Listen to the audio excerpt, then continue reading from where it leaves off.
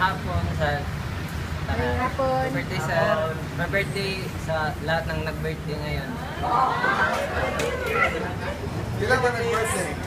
Si Kuya Rinjen, Isa pa? tapos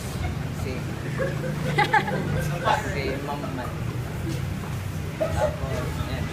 Taga nato na. Okay. May dalawang may mag-asawa. Sabihin na lang natin si Ma'am, ako si Gas-gas na kayo. Tapos, si Kuya, nag-abroad siya. Tapos, naiwan si Ma'am, Si Kuya Demir. si Kuya Gmail, nag-abroad siya. Naiwan si Ma'am Mads dito. Tapos, may tatlo silang anak na naiwan. Tapos, after 2 years, no, tumawag, nangumusta si Kuya Gmail kay Ma'am Mads. Tapos, tanong niya, kumusta ka na? Sabi ni Ma'am Mads, okay lang. Ikaw, kumusta ka na? Okay lang din.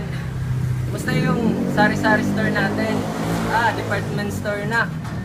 Yung tricycle natin, taxi na. Kumusta naman yung tatlo nating anak? Ay, okay naman, 5 na.